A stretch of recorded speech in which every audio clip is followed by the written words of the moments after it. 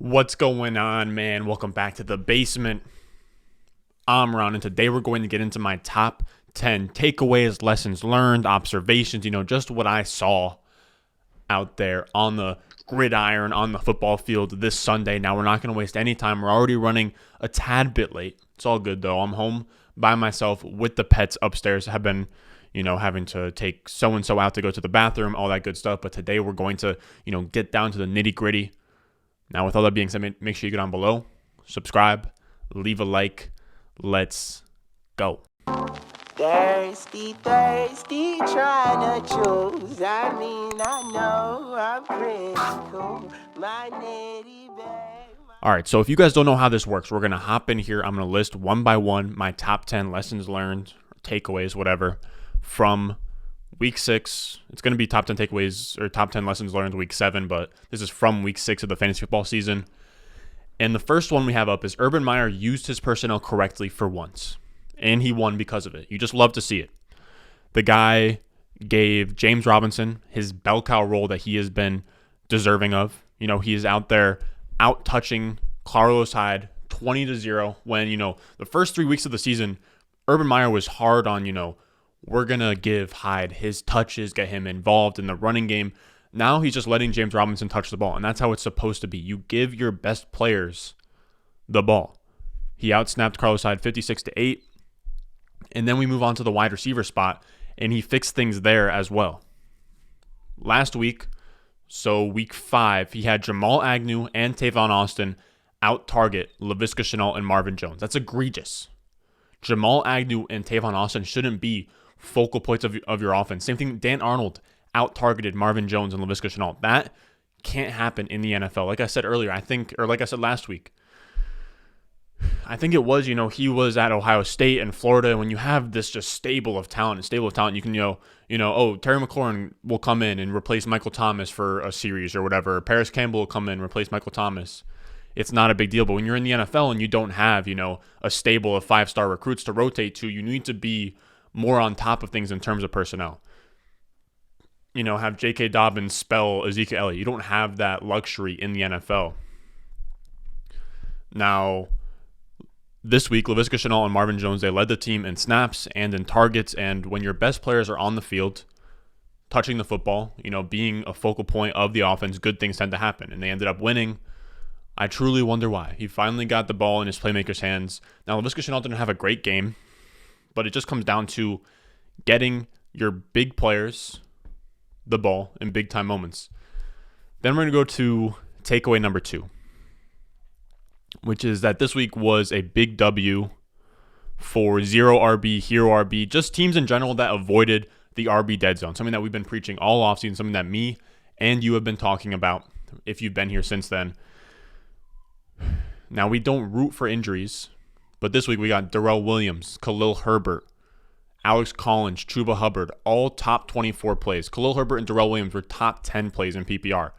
And that's the possibility. When you have 4 backup running backs on your teams, there is a possibility that 4 out of 12 of the teams in your league matched or outproduced your RB2 production from waivers, right? So that's like the whole idea we were talking about this offseason, is that we don't really want those RB2s, the dead zone running backs in rounds 3 through 6. So guys like Chris Carson, David Montgomery, Miles Sanders, Josh Jacobs, Myles Gaskin, Mike Davis, even if those guys hit, like a Darrell Henderson, you can match their production off waivers, right? When Christian McCaffrey goes down, Chuba Hubbard is now amazing. He is now literally giving you top 10 to 24 production. He is now matching your production against another person's RB2. So you getting that RB2 isn't giving you a huge advantage over other teams in your league, right?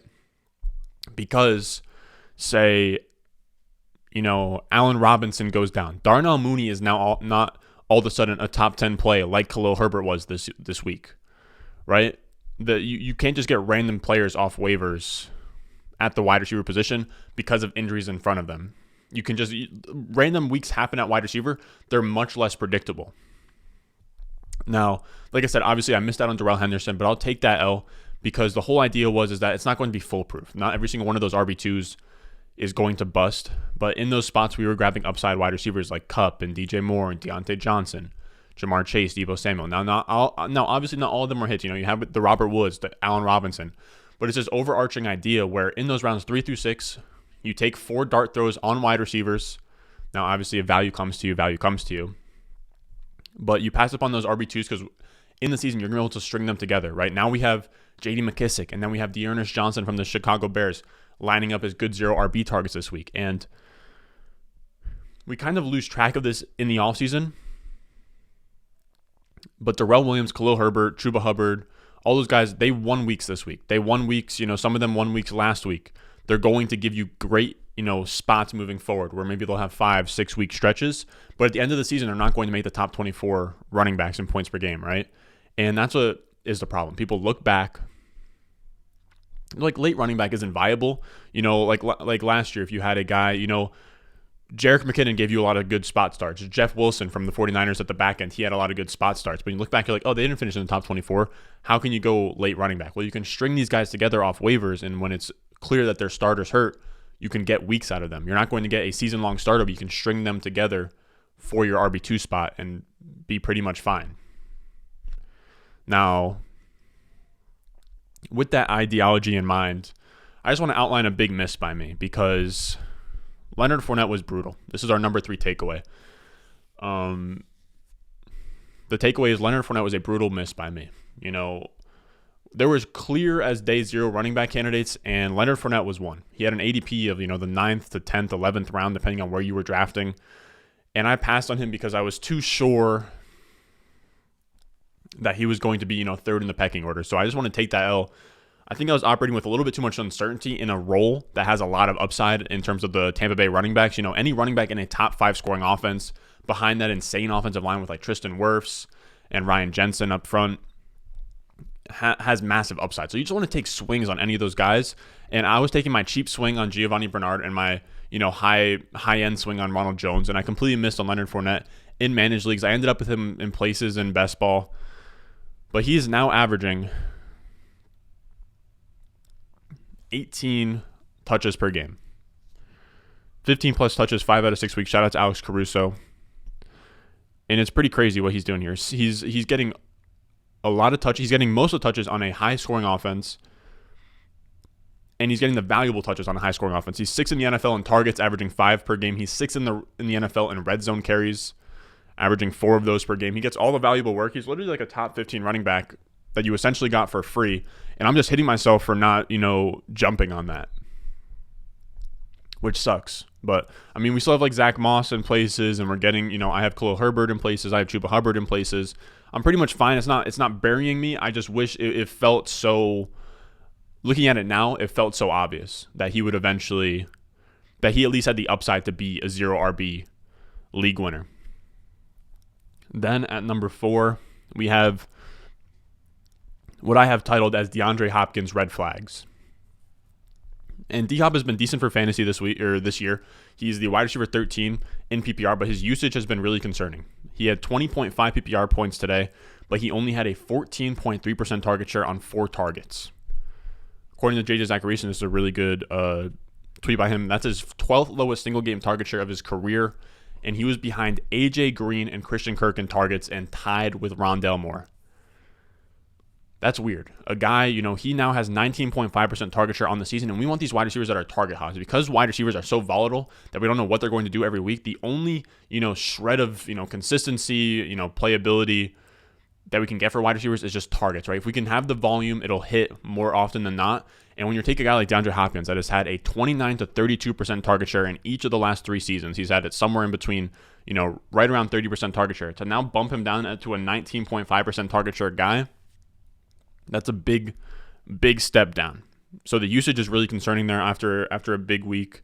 So just monitor the D-Hop situation because his targets need to go up for him to be, a top, 5 to 8, even just be a wide receiver 1 in fantasy. Which then brings us to a guy that is also not getting enough love, enough touches from his coaching staff, and it's Jonathan Taylor. My takeaway here is that Jonathan Taylor is so damn good, bro.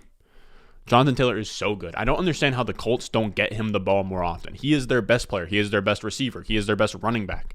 He had 3 touches in the first half. He eventually turned 15 touches into 158 yards and 2 touchdowns. He had like 28 points on the day. It's insane. Like his efficiency has been insane, and I just wish that they would give him the ball more But the takeaway is that he's really, really good. He has the longest run on the season. He has the 4th longest reception, and he has the 3rd most carries of 20-plus yards, yet he has only 1 more carry than Mark Ingram, which is insane. It's insanity.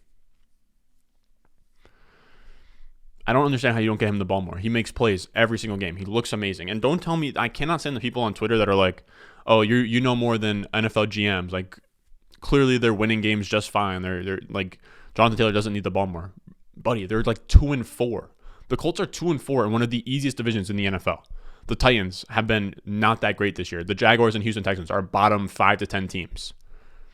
The Colts have no excuse for being 2-4.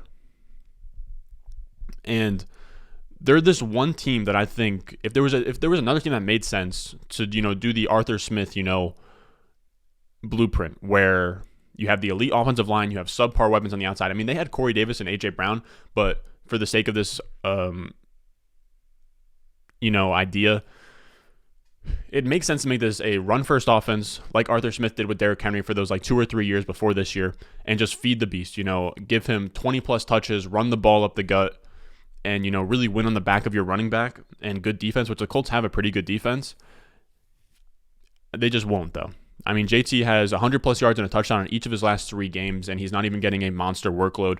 I love him rest of season. I think if he gets any kind of volume increase, which we could see that with Marlon Mack getting traded, and we could see that if they just understand, Jonathan Taylor, the more yards Jonathan Taylor has, the better chance we have to win. That could happen. Now, the next young running back we're going to talk about is Antonio Gibson for a different reason, though. I'm sad about Antonio Gibson. The dream that I had in the offseason of, Antonio Gibson being that CMC year 2 type breakout is over. He can't handle that kind of workload, and he can't cover ground the McKissick in the passing game with these injuries. He has some kind of shin injury going on. He was in and out of the game a million times.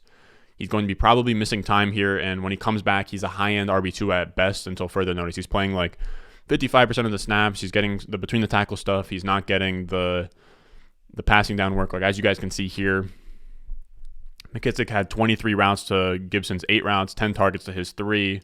The passing down work is just rough. McKissick is going to be a great 0 RB guy in the meantime. He'll probably be on our waiver wire video that comes out tomorrow. But yeah, I'm sad about Antonio Gibson. But our boy Rashod Bateman looked great yesterday, and I'm excited about his debut. He only ended up with 4 for 29, 4 catches for 29 yards, but the usage looked really good, which is important. He was tied for first on the team with a 24% target share, had a 27% target per route run, which is crazy. I want to say the highest for a rookie last year was Claypool with 23%. That's not obviously going to be sustainable as he only played 67% of the pass plays according to Dwayne McFarland here. But he's out there commanding targets, which is big. For his first game back from injury to come out there and command a 24% target share, just a random stat. I think CeeDee Lamb yesterday, he had a monster day. I think he only had a 22% target share.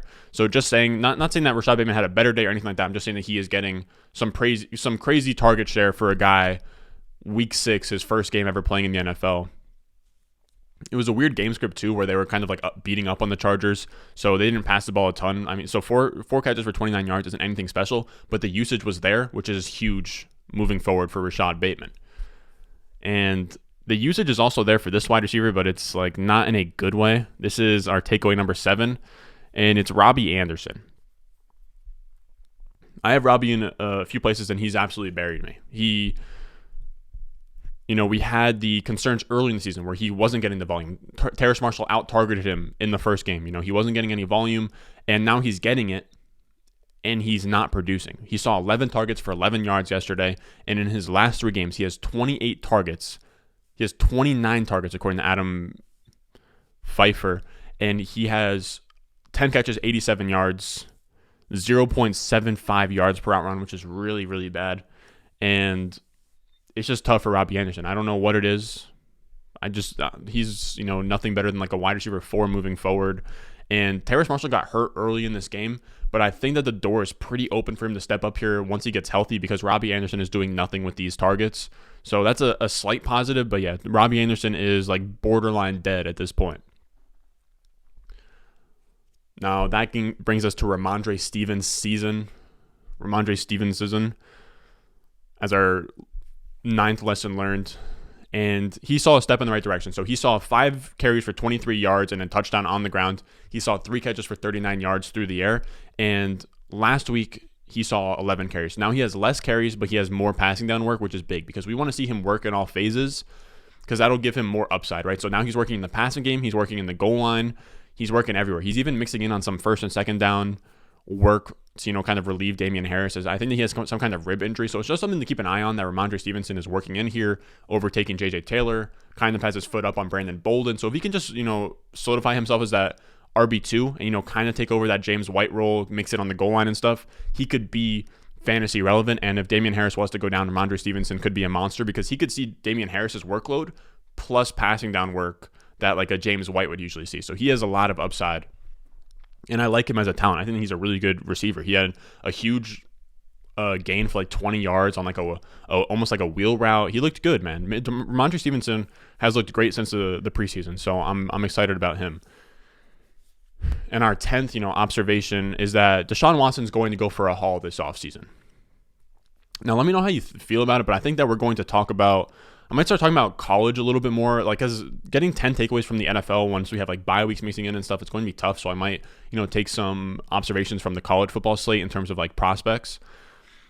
But with Deshaun Watson, there's a million teams that feel like they should be in the market for Deshaun Watson, more than we thought in the offseason. I think confidently, I wrote this list down.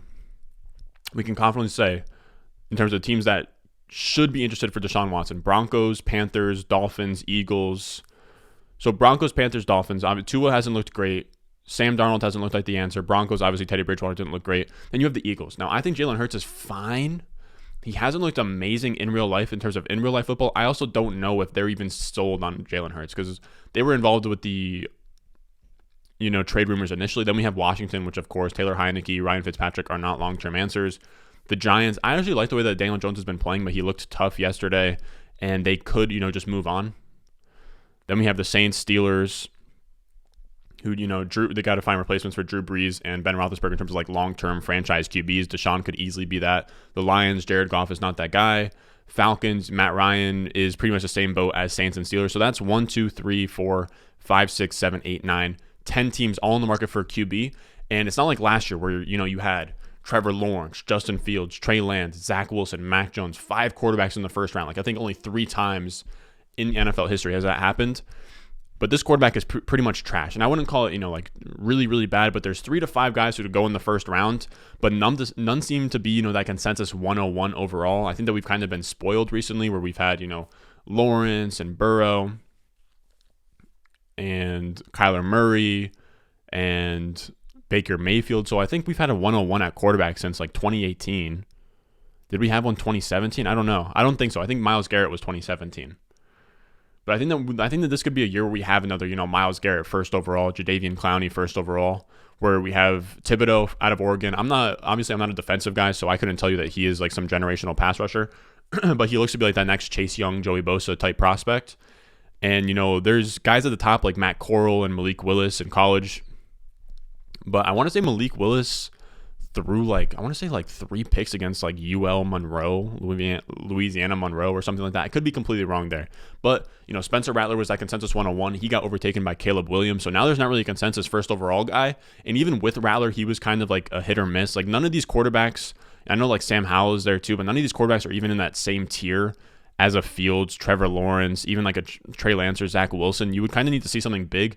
I know a lot of people like Matt Corral. I like him too, but I think that Matt Corral and Malik Willis are the top of the class right now, but they're probably, like just from what I've been gauging from like mock drafts and hearing stuff on Twitter, they feel more like just like solid top 5 to 10 guys. So like when you're dealing with quarterback prospects like that, it's pretty much a mixed box. Like you're either dealing with like Blake Bortles and Mitchell Trubisky, or you're dealing with like Deshaun Watson and Patrick Mahomes that aren't consensus 101 guys. But even then, you're still dealing with a draft class where you're not comfortable making those guys your franchise quarterbacks, right? So the Houston Texans kind of have some leverage here where if Deshaun can get his lawsuits figured out, go to the end of the season, off season, people figure out around combine, none of these quarterbacks are consensus 101s. None of them look that great. There's going to be a lot of teams in the market for a quarterback. So I think it makes sense for him to, like, if he has all of his stuff wiped clean, he could go for a haul, like 3 first round picks. You also have like teams I would add in there is even like the Seahawks, like they've had some weird stuff going on with Russell Wilson. I'm not sure that it would make sense for the Texans to get Russell Wilson. But, maybe like a 3-way deal where Russ goes somewhere. They send the picks to the Texans. and then sent some real players to the Seahawks. Now, that's going to do it for us today, fellas. As always, I love you guys. I'm going to go make some lunch, grub that up, get going on the waiver wire video. Now, one more thing with that being said. Never mind, I don't have anything else to say. Now, I love you guys. As always, I'll see you guys in the next one.